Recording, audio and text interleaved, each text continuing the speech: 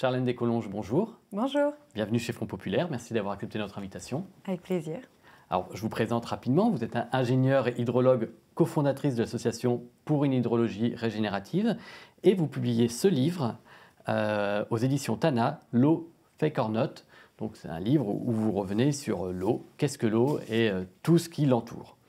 Alors pour commencer cet entretien, on va commencer de sécheresse, qui est un sujet important. Je précise que cet entretien est enregistré le 25 mai. Donc on a vécu une sécheresse intense cet été, on a vécu un déficit de pluie cet hiver. Ces 2 derniers mois, l'état des nappes phréatiques semble quelque peu s'améliorer, mais a priori pas suffisamment. Alors je voudrais juste qu'on fasse le point. Où en sommes-nous aujourd'hui et est-ce qu'on est armé pour affronter une nouvelle sécheresse cet été ? Je vais commencer par la dernière question. Déjà, merci pour l'invitation. Effectivement, on va commencer par cette petite météo hydrologique. Où est-ce qu'on en est ? On a, depuis maintenant 2016, on va dire les données statistiques en hydrologie montrent que depuis 2016, on enchaîne des années sèches, des périodes très sèches, 2016, 2017, 2018, 2019, 2020. Pas 2021, plutôt humide, 2022 extrêmement sèche et 2023 s'annonce également particulièrement sèche d'après les prévisions.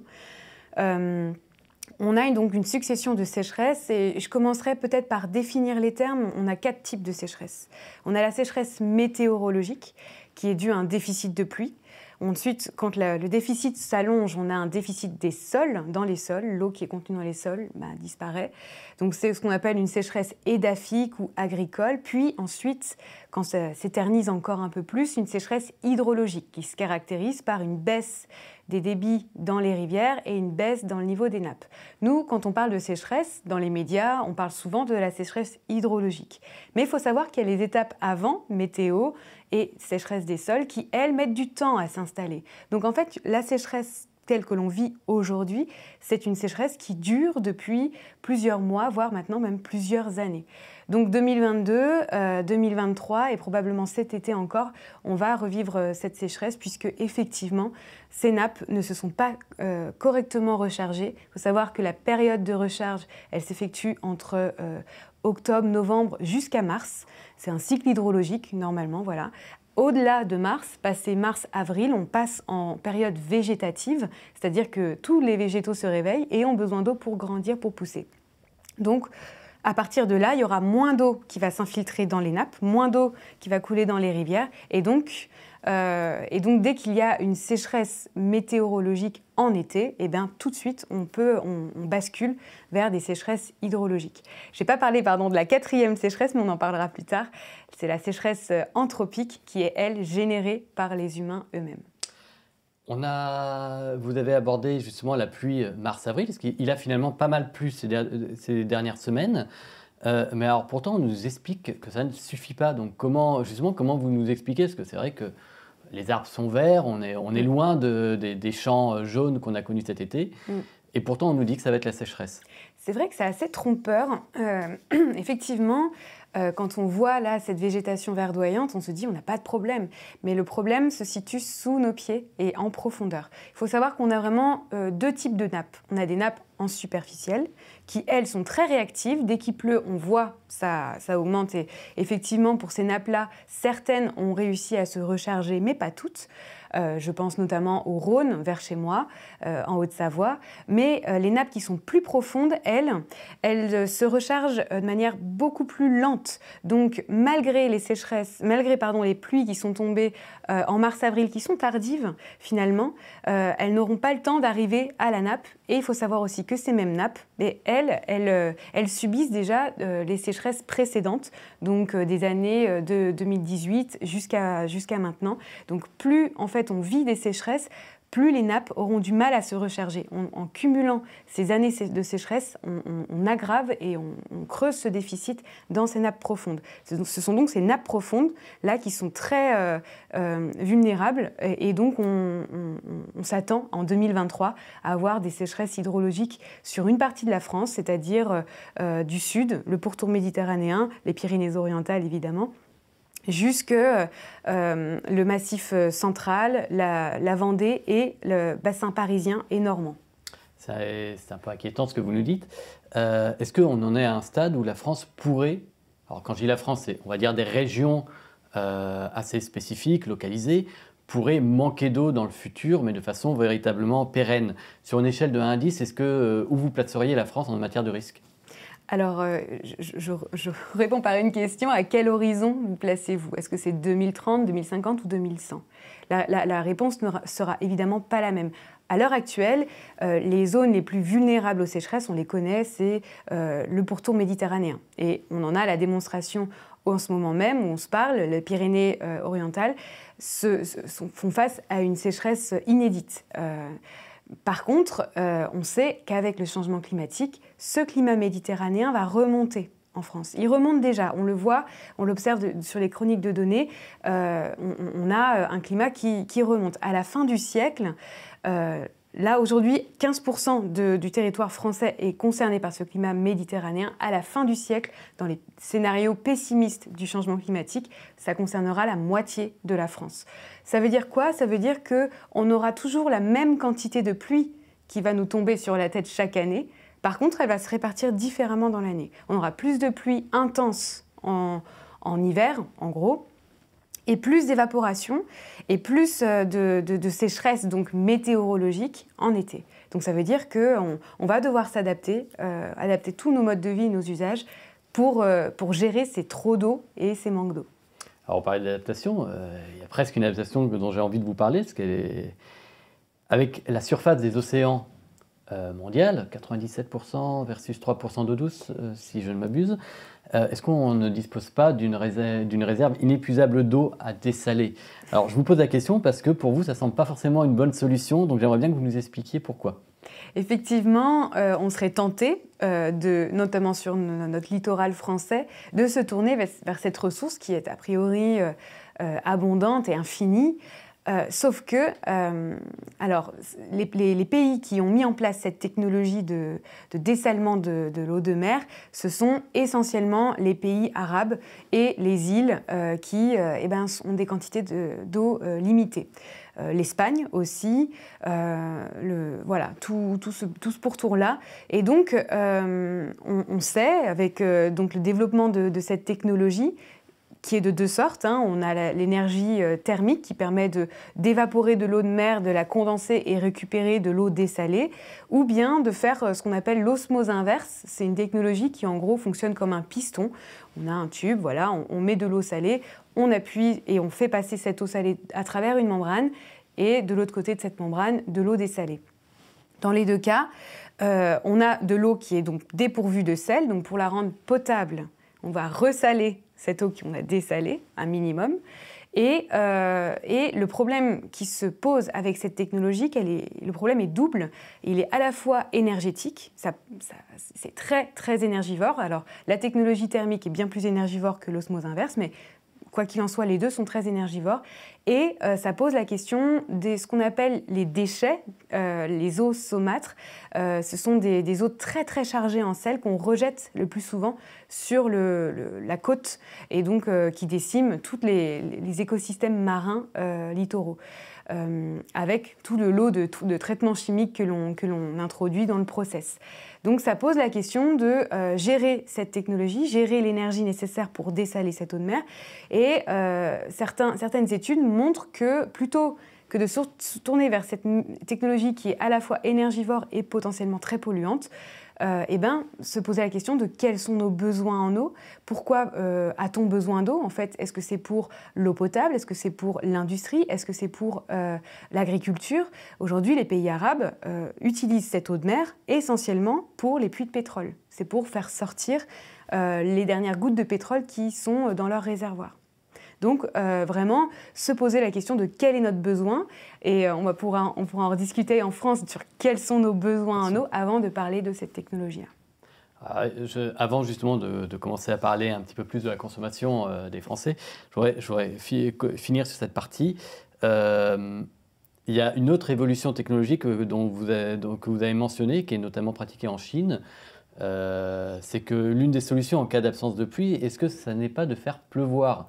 Alors, j'ai découvert en vous lisant qu'en pulvérisant dans l'atmosphère des particules d'iodure d'argent, c'est assez technique, vous allez nous expliquer, on pouvait forcer le processus de précipitation. Alors, je me suis dit, mais pourquoi on n'a pas fait ça l'année dernière?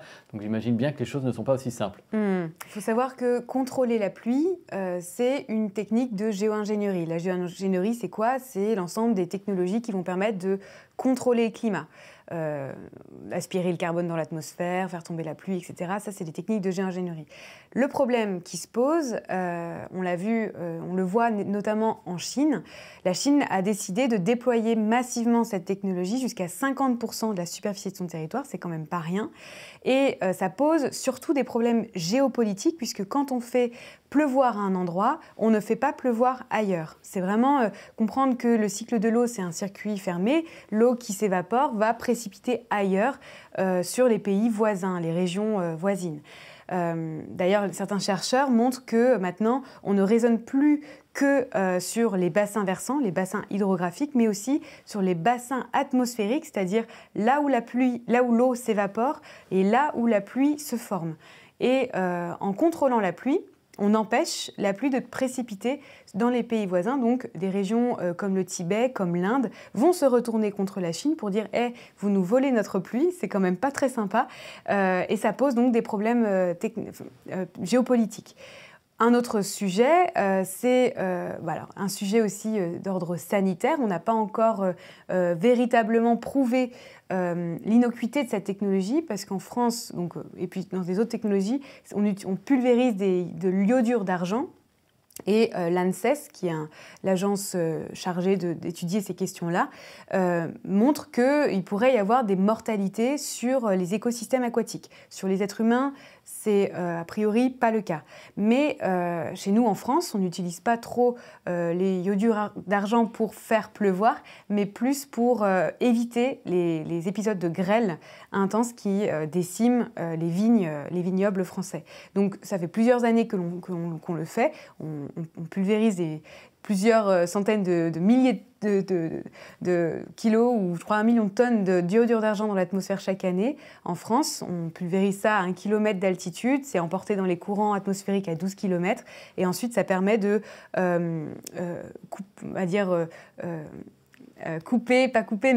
rendre les grêlons plus petits plutôt qu'avoir des gros grêlons qui tombent à la surface du sol. Donc c'est essentiellement pour des usages économiques, avec des enjeux économiques sur le vin, mais pas tant pour faire pleuvoir en France. Bon, c'est assez incroyable. Maintenant, je vous propose de parler un petit peu de consommation. Savoir simplement où nous en sommes en France. Est-ce qu'on utilise trop d'eau douce? Est-ce qu'on en a suffisamment en marge? Est-ce qu'on a suffisamment de marge, pardonnez-moi, et si oui, à quel point? Alors, j'aime bien répondre à cette question par deux choses. Déjà, comprendre que la France est un portrait des usages de l'eau qui est particulier. À l'échelle mondiale, 70% des prélèvements sont pour l'agriculture, essentiellement l'irrigation. En France, plus de 50% de nos prélèvements, c'est pour refroidir nos centrales électriques, pour refroidir les centrales nucléaires et les centrales à flamme. On a ensuite 15-16% pour l'eau potable, 8 à 9% pour les canaux, 8 à 9% pour l'agriculture et le reste pour l'industrie. Donc quand on regarde déjà le portrait français, il est très différent du reste du monde. Nous, notre principal usage, c'est l'énergie. C'est pour refroidir nos centrales nucléaires. Je ne parle pas encore là de l'hydroélectricité qui prélève des grandes quantités d'eau mais qui restitue 95% de l'eau prélevée. Par contre, l'agriculture pose d'autres problèmes, peut-être qu'on en parlera après. Et en termes de risque, chez nous en France, on le mesure avec le stress hydrique. D'une manière, on va dire, dans le monde, il y a un indicateur qui permet de mesurer le stress hydrique. Le stress hydrique, c'est en gros le volume d'eau prélevée sur le volume, la quantité d'eau douce renouvelable chaque année. Et en France, on a déjà un niveau de stress hydrique que l'on caractérise de moyen. Ça veut dire qu'on est déjà un peu en tension. On prélève déjà beaucoup d'eau par rapport à ce que les hydrosystèmes sont capables de nous fournir. Donc ça donne déjà un indicateur sur est-ce qu'on a de la marge.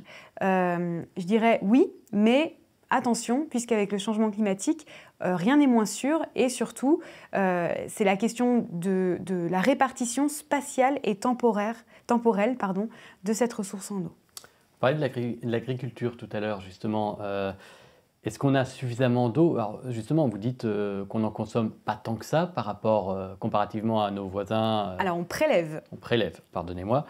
Mais est-ce qu'on est capable de maintenir notre activité agricole actuelle et à quel point le changement climatique va devoir nous faire évoluer sur ces pratiques? Alors, c'est une vraie question et je pense que c'est le cœur du sujet. L'agriculture, effectivement, en France, prélève peu d'eau comparée à justement les usages énergétiques qu'on en fait, mais c'est celle qui consomme le plus d'eau. On prélève en moyenne moins de 3 milliards de mètres cubes par an pour l'agriculture. Ces 3 milliards de mètres cubes sont quasiment totalement consommés, puisqu'en fait, quand on irrigue, les plantes utilisent cette eau, l'évaporent, et l'eau qui s'évapore ne revient pas tout de suite dans l'hydrosystème, là où on a prélevé l'eau.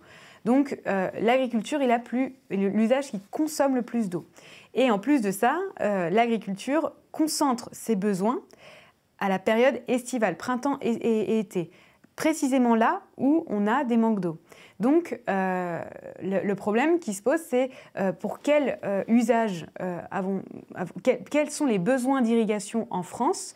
Et l'irrigation en France sert essentiellement aux cultures qui sont gourmandes en eau, telles que le maïs fourragé, qui va servir ensuite à l'alimentation du bétail. 70% des cultures irriguées en France sont pour l'alimentation du bétail. Volailles, bovins, etc., etc. Donc ça pose la question de notre assiette, de notre alimentation. Là, c'est que la partie visible du problème, puisque je ne parle pas de l'empreinte eau. On en reviendra sûrement après. Mais aujourd'hui, voilà, il faut avoir conscience que l'agriculture, c'est un vrai sujet. Il faut forcément le traiter et l'inclure dans notre politique d'adaptation au changement climatique. Alors justement, cette politique d'adaptation au changement climatique, il y a eu des polémiques, et vous en parlez également, c'est les méga-bassines, les grandes retenues d'eau. On a entendu à peu près tout et son contraire sur ce sujet qui est passionné et peut-être qu'il faudrait mettre un peu plus de rationalité dedans. En vous lisant, on sent bien que vous n'êtes pas forcément très favorable à ces grandes retenues d'eau. Maintenant, j'ai envie de vous poser une question parce que dans la logique, quand on nous dit on ne recharge ces bassines qu'avec le surplus des nappes phréatiques en hiver, on a tendance à se dire « ok, c'est plutôt vertueux ». Ce n'est pas votre sentiment?